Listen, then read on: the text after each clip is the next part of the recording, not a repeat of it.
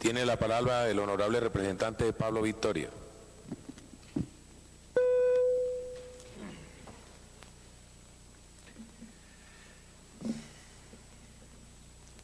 Gracias, señor presidente, por concederme unos minutos de una réplica que considero necesaria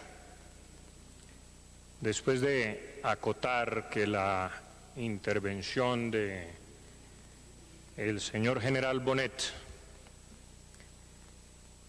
alertó al pueblo colombiano que vio las necesidades de ese ejército que defiende todos los días las fronteras, la soberanía y la paz pública. Pero quisiera simplemente decirle al general Bonet que cuando él era subteniente la situación de orden público del país era mucho menos dramática y las fuerzas militares contaban con la solidaridad de los estamentos políticos de la nación que la respaldaban en sus misiones de orden público. Las fuerzas militares están perdiendo la guerra, señor general. No importa que usted haya sido subteniente y hoy sea general y nos diga que no es cierto y desmienta que los colombianos tenemos la percepción de que estamos sitiados y perdiendo la guerra. Y yo lo entiendo en el fondo porque los generales que le mandaban partes de victoria, valga el caso fascista, a Mussolini desde Abisinia, le comunicaban que estaban ganando todos los días. Señor general Bonet, yo discrepo respetuosamente. Y es duro reconocerlo, naturalmente, para las fuerzas militares, la desventaja en que el estamento político de la nación las ha puesto y sometido. Ustedes están en desventaja. Primero les amarramos las manos a la espalda, quitándoles fueros y poderes.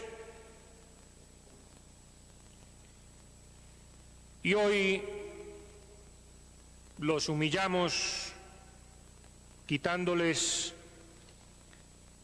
victorias y operaciones bien ejecutadas y solamente recibiendo críticas y fustigamientos y hostigamientos psicológicos.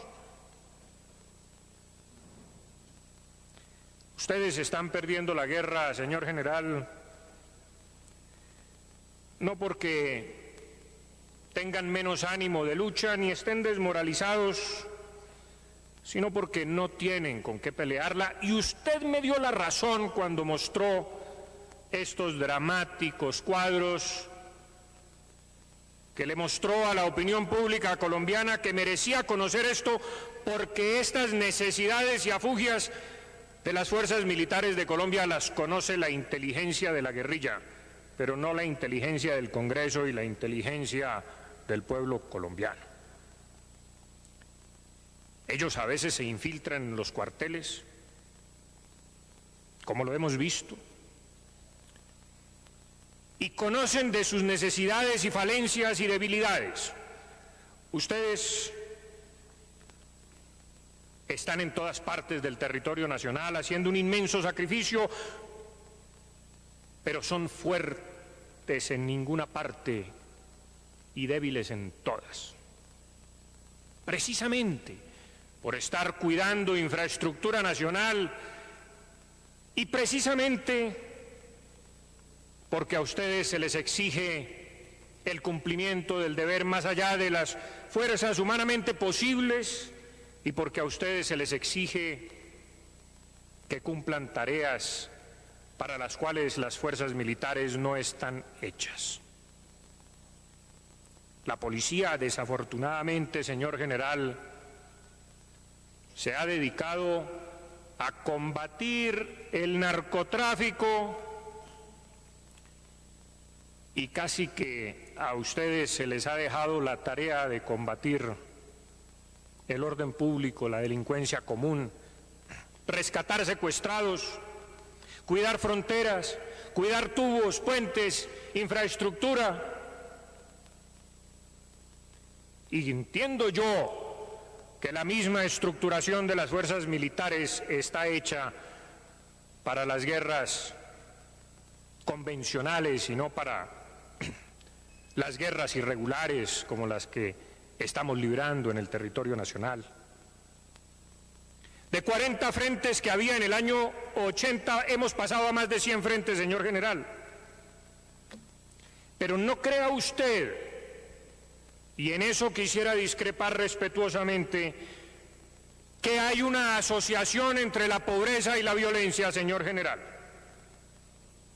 Si usted hiciera una regresión lineal o una correlación, se daría cuenta que hay más coeficiente correlacionado entre la riqueza y la violencia que entre la pobreza y la violencia. Porque si así fuera, países más pobres que Colombia, como El Salvador, o como Nicaragua, o como el Paraguay o Bolivia, serían países mucho más violentos porque son mucho más pobres que Colombia. Aquí hay otro fenómeno, señor general, y es un fenómeno de la educación, señor educador.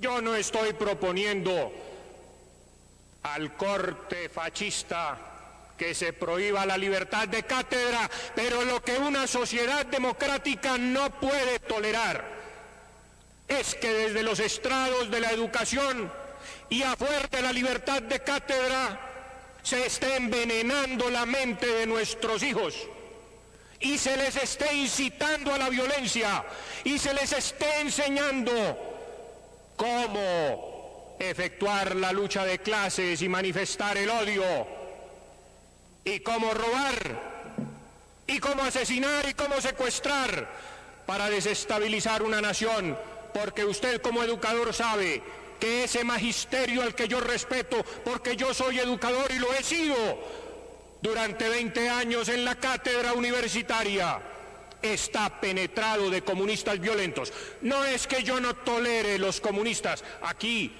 ha habido comunistas que han expresado libremente y no han sentido ninguna fustigación de parte de Pablo Victoria, ni ninguna intolerancia por sus ideas. La intolerancia mía, honorable representante, no es con las ideas, sino con los actos de vandalismo con que se expresan esas ideas. Allí no puede haber tolerancia, ni podemos, por supuesto, tener tolerancia con que los violentos quieran abrirse espacios, doctora Ingrid Betancourt, a plomo limpio para entrar al Congreso de la República. A mí sí me duele mucho más que un soldado de la patria caiga acribillado. Me duele mucho más que la muerte de un bandido, que la muerte de un criminal, de un secuestrador. A mí sí me duele mucho más que una persona de bien caiga en los campos de combate que una persona de mal en los mismos campos, porque yo no tengo confusiones mentales, doctora Ingrid Betancourt. Yo no tengo esas confusiones porque yo sí sé del lado de quién estoy. Porque yo, como usted, a pesar de manifestar un credo político, de ser conservador y declararme conservador en mis costumbres, en mi vida familiar y en mi vida política, sé de parte de quién estoy. Y estoy de parte de las instituciones colombianas, estoy de parte de la legitimidad, estoy de parte de las fuerzas militares, estoy de parte del orden. No estoy de parte del desorden, de los desafueros, del plomo, de la agresión, del secuestro, del delito. Yo no tengo esa clase de confusiones y por eso le manifiesto a la nación que Pablo Victoria sí sabe cuáles son las fuerzas del mal y sí sabe del dolor de nuestros soldados, porque yo sí me he paseado por los cuarteles y he conocido que los militares defienden los derechos humanos, las libertades ciudadanas y defienden el hecho de que yo esté aquí diciendo lo que me dé la gana, y usted también, doctora Ingrid. Son ellos los garantes de este precario orden que tenemos en Colombia. Por eso yo no tengo confusiones y por eso a mí sí me duele mucho más que un soldado del bien caiga acribillado en los campos de dolor y de batalla que un agente del mal, de la perversión, de la desestabilización y de todo lo que nos acongoja a los colombianos. Yo sí quiero espacios como usted, doctora Ingrid, para que los hombres que representan la izquierda se sienten aquí a debatir civilizadamente nuestras diferencias. Pero yo no le concedo ningún espacio a los que a plomo quieren entrar al Congreso de la República, o a fuer de lo que usted decía en un debate que tuvimos en una universidad colombiana, que los colombianos, mientras no pagáramos la deuda social que tenemos, no podemos aspirar a la paz. Yo me pregunto, ¿qué es lo que yo le debo? ¿A quién? Cuantifíquemelo, doctora Ingrid. ¿Cuál es la deuda social que yo tengo que pagar?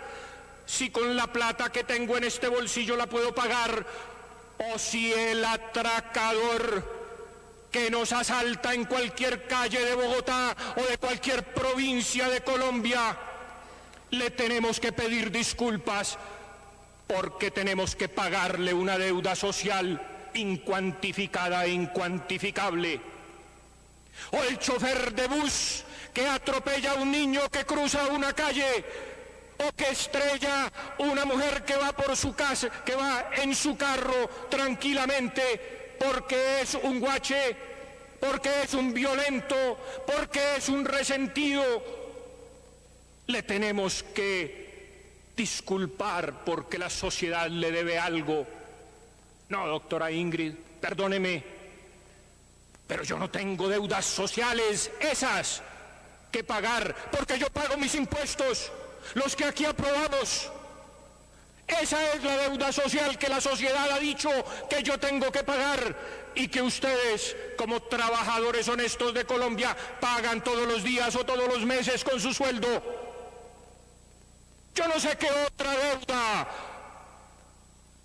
tengo con el pueblo colombiano que tenga que tolerar el secuestro, el desafuero, la violencia, para terminar de pagarla. Por eso yo no tengo confusiones mentales. Y por eso yo digo que, si bien es cierto, este país tiene muchas diferencias sociales y tiene mucha pobreza, con el mismo aliento digo que la pobreza no es justificación del crimen y del delito, que hay sociedades más pobres que son observadoras de la ley, y que este país en 1920 y 30, cuando se podían mantener los portones de las casas abiertos y solamente cerrar el contraportón, y cuando las gentes salían a recibir el fresco en las tierras calientes, era un país, perdóneme la expresión, de pata al suelo, de obreros sin casco, sin prestaciones sociales, una pobreza y un analfabetismo generalizado. Este era un país de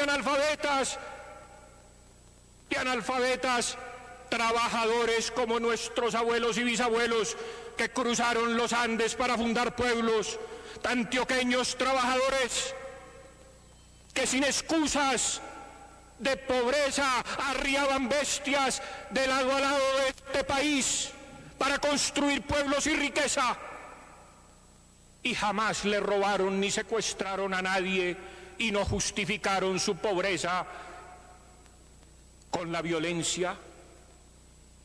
Perdóneme, pero yo en esa correlación no creo, porque el pueblo colombiano ha venido aumentando sus ingresos lentamente, pausadamente. Aquí en 1948 en Bogotá las gentes recogían agua del chorro de Padilla porque no habían servicios públicos ni municipales. Y sin embargo, la gente era pacífica. Los índices de criminalidad no estaban a la altura de ser los más grandes y los más altos del mundo. Algo diferente es lo que está pasando con la sociedad colombiana. Investigaciones sociológicas sobre lo que hay que hacer, pero sobre todo porque en Colombia florecen, señor presidente, dos industrias, las más florecientes, las más prósperas de todas, la industria del crimen y la industria de la impunidad, porque en Colombia no hay justicia. Y ya para... Representante, que son 5 minutos del derecho a réplica. Señor presidente, por su paciencia, pero es que la mía se agotó cuando me dijeron fascista. Un país en guerra, sin legislación de guerra, como si esto fuera Suiza. Un país al que hay que defender, señor presidente, con legislación apropiada en las zonas de guerra. Un país que estamos perdiendo, fue lo que agotó mi paciencia, sobre todo por los señalamientos de que fui objeto. Yo tolero la cátedra libre, lo que no tolero es la apología de la violencia. Quiero dejarlos con la reflexión de que si las Naciones Unidas, señor general, han declarado que el consumo de droga y la comercialización de la droga es un delito contra la humanidad, valdría la pena preguntarle al país cuántas cárceles de la humanidad existen, cuántos muertos de la humanidad existen, cuántas fuerzas militares de la humanidad, cuántos periodistas, cuántos jueces de la humanidad, porque que yo sepa, señor general, Colombia es la que pone las cárceles, la que pone los jueces, la que pone los militares y la que finalmente pone los muertos. Mil gracias.